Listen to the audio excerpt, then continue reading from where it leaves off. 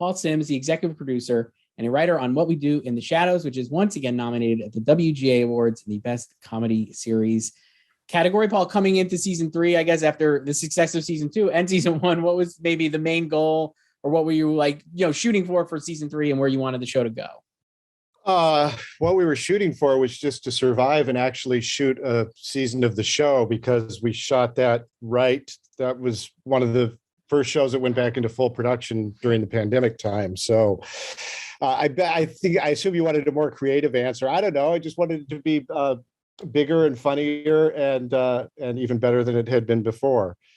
Did you have to make any compromises for the pandemic though, or anything like that? No, we talked a lot because no one had a roadmap at that point about what to do, and in our prep we talked a lot about, gosh, maybe we should not shoot anything on location. We should cut down on scenes that have a lot of extras. We should blah blah blah, and then we ended up shooting the Atlantic City episode where the vampires go to a full crowded casino, which we shot in Niagara Falls. So we sort of abandoned all of the things that we thought we were going to scale back. But in general, we it was just everything, as everyone here knows, everything just took more time, Right. Yeah. But we didn't end up scaling back creatively at all. That's good. And I mean, I want to, so season 2, obviously you had this great viral sticky moment with Jackie Daytona. You didn't return to that well for season 3. I think that's very cool. And I guess, can you talk about, like, I'm sure there maybe was pressure, or maybe there was discussion of maybe do you go back to that, or because that was such a breakthrough moment for the show, maybe for certainly in season 2. What were those conversations like? It was such a unique episode, even within the context of the show, that it was this weird episode that started like a normal episode and then suddenly veered off and became a different kind of documentary, almost like Harlan County, USA or something. The discussion about whether to do it again was very short. It was like, is there a way to have Jackie Daytona come back? And we were like, no, we did it. It's never going to be as good. It's what everyone thinks they want, but then when they actually see whatever we came up with, they would go like, yeah, it was better the first time. But I do think that did give us the sort of confidence in season 3 and in season 4, which we just shot, to go like, well, we can do more of these sort of, people will know the characters well enough now that they'll follow us anywhere, and we can do weirder episodes and not worry about anyone being confused about departures from the usual format, I think. Mm-hmm. And not to you, obviously, I think that like the show had a viral moment, I guess I would say, or another viral moment this year was the Twilight spoof you did, or season 3 did this, not season 4, obviously, because it's not on yet. But for those watching, the famed, infamous Twilight Baseball scene you guys did as a kickball scene. I love the whole sequence because it's like so, it's like feels so, you're playing it so straight and like kind of like also like really celebrating it weirdly. I don't know. I guess, can you talk about like the layers of like doing that, and like how you wanted to, like how you guys thought about like, how you wanted to play the humor and also like the recreation of it and stuff. I just think it's like a great moment in the show. I think it was like from the beginning, we've always talked about not wanting the show to ever be like too much, to being like parodying things. We refer obviously to so many other vampire things, but we never really want to parody things and go like, look how silly vampire movies are. But that particular scene from Twilight was something we'd watched in the writer's room from the beginning, because it's like a fun and weird scene where it's like vampires and werewolves. They're like, let's play baseball, which is an odd way to settle their, you 9-year-old, get out of the room. Go. So we wanted to do as faithful a version of that as possible. And then there was a lot of debate. Originally we were like, well, it should be baseball. It should be just like it was. And then we remembered, well, no, we're in the dead of winter here in Toronto. And then we're like, well, kickball's easier. And then it was just the forces of nature that made it kickball in 2 feet of snow, which was not particularly pleasant for the cast who was shooting it, but it made it look really cool and it made it a lot of fun. It looks amazing. I was like, I can't believe it's real snow, because they're just so into it just looks freezing cold. I guess like the truth is, we were supposed to shoot that like on a Thursday, and everyone said, oh no, there's snow coming. It's terrible. We got to put it off till next Tuesday. And next Tuesday came and there was just as much snow. And at that point we were like, well, you know what? It's January and it's Toronto. So we're just going to shoot it that way.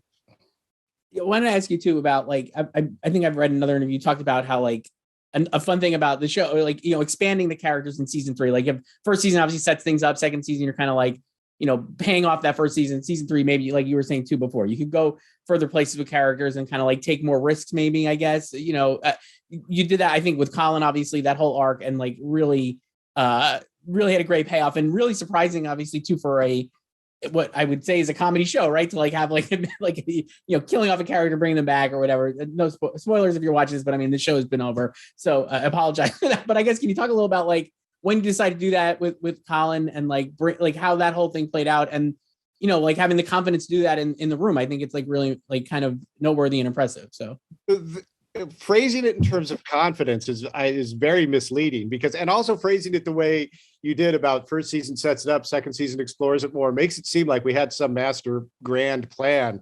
It's as, again, as everyone else on this would probably attest to, you're just constantly like, how about this? Maybe we'll try this. The Colin thing literally came out of the exact opposite of confidence in the writers' room, which was, we said Colin we've talked about this in season 1. We said Colin is an energy vampire, but we can't just keep seeing him bore people, because that's getting boring to us. So we said, well, where did he come from?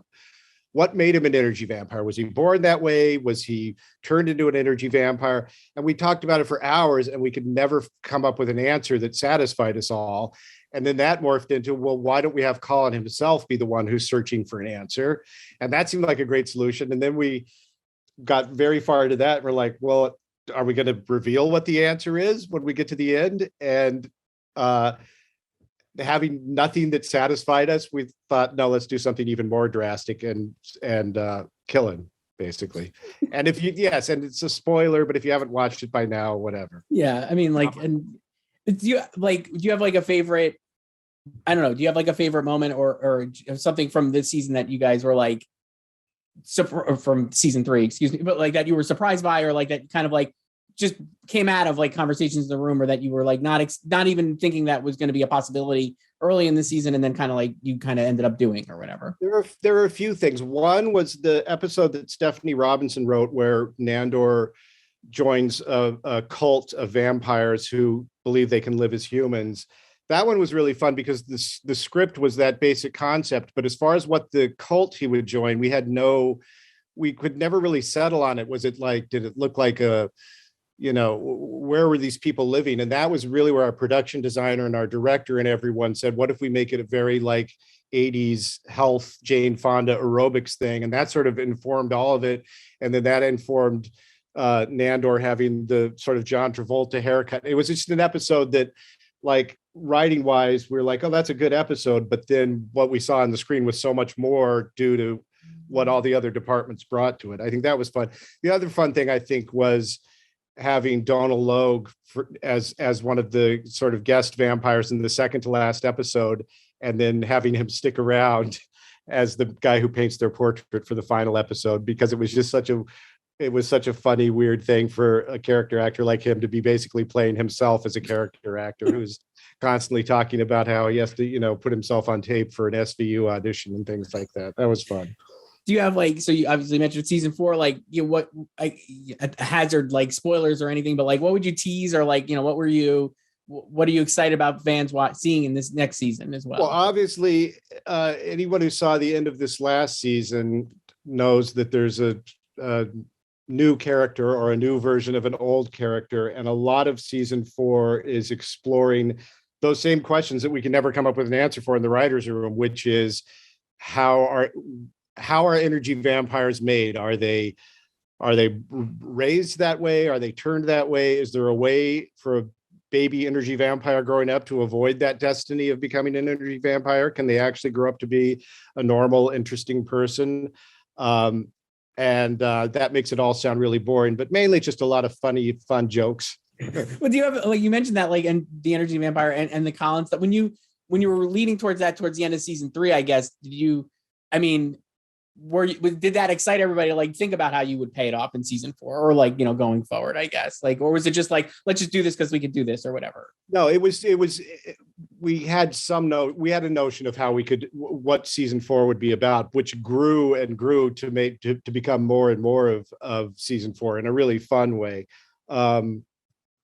But yeah, no, we always at the end of the season sort of paint ourselves into a corner and then try to figure out how to get out of it. This one, we had a little more of an idea how we were going to, what it was going to lead to for the rest. I feel like for anyone who hasn't seen the show, this must be the most boring conversation because we're speaking so cryptically. But like I said, Well, if you haven't seen it yet, it's not my fault. No, it's my fault, I guess. But I enjoy the show, and I think people have watched it and they're watching this. But Paul says he's the actor, producer, and a writer on What We Do in the Shadows, nominee at the WGA Awards. Thank you, Paul.